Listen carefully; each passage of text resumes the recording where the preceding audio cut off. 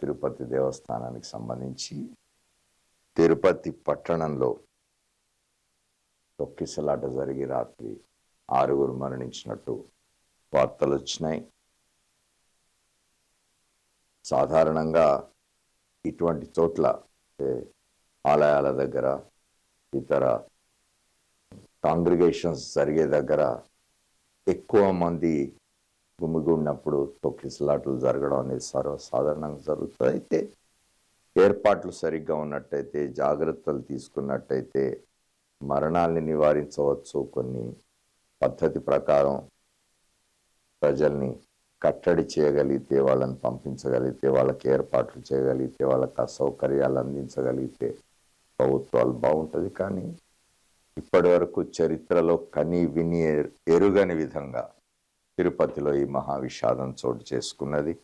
గతంలో ఎన్నడూ తిరుపతిలో ఇట్లాంటివి జరగలేదు. వైకుంఠ ఏకాదశి సందర్భంగా వైకుంఠ ద్వార దర్శనానికి సంబంధించిన టికెట్ల కోసం అని చెప్పి అక్కడికి పోయిన ప్రజలు, మనకు తెలుసు తిరుమల దర్శనానికి ఆంధ్రప్రదేశ్ నుంచే కాకుండా పొరుగు రాష్ట్రం తెలంగాణనే కాకుండా భారతదేశంలోని అనేక మంది లక్షల సంఖ్యలో, కోట్ల సంఖ్యలో భక్తులు వస్తూ ఉంటారు. రోజు దాదాపు 1,00,000 వరకు, ఒక్కొక్కసారి 1,00,000 మంది కూడా రోజు దర్శనం చేసుకున్న సందర్భాలు ఉంటాయి. తిరుమల దర్శనం చేసుకున్న సందర్భాలు ఉంటాయి.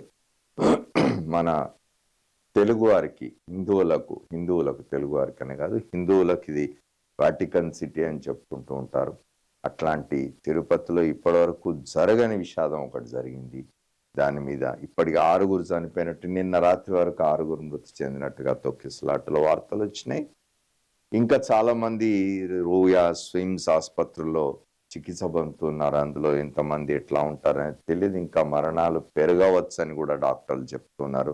48 మందికి చికిత్స జరుగుతున్నట్టుగా వస్తుంది. ఈనాడు దినపత్రిక ఈ వార్తను ఇక్కడ తిరుపతిలో పెను విషాదం అంటూ ప్రచురించింది. ఇక ఆ వార్తకు సంబంధించి మాట్లాడుకోవాలి మనం. ఎందుకంటే మేళాలు జరుగుతున్నప్పుడు, తర్వాత ఇట్లాంటి పవిత్ర దినాలు వచ్చినప్పుడు ఎక్కువ సంఖ్యలో భక్తులు వస్తూ ఉంటారు గుళ్ళకు.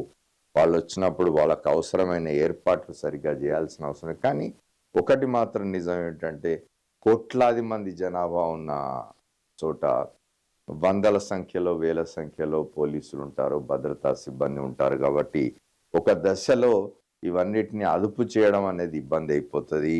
ఇబ్బందే కాదు, అది ఎవరి చేతిలో లేనిది అయిపోతుంది. అన్కంట్రోలబుల్ అంటాం.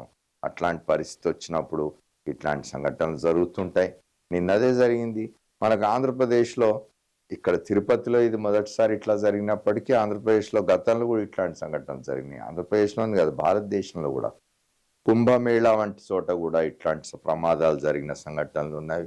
అయితే ఇది దురదృష్టకరం. దీన్ని నివారించగలిగి ఉండేది ఇది మానవ తప్పిదంగానే చూడాలి. ఎవరిని బాధ్యులు చేస్తారు ఇప్పుడు చూడాలి. ఇప్పుడు రాష్ట్ర ప్రభుత్వం బాధ్యత వహిస్తుందా? తిరుపతి దేవస్థానం అధ్యక్షుడు బాధ్యత వహిస్తాడా? అక్కడ ఎగ్జిక్యూటివ్ ఆఫీసర్ బాధ్యత వహిస్తాడా? లేక పాలక మండలి బాధ్యత వహిస్తుందా?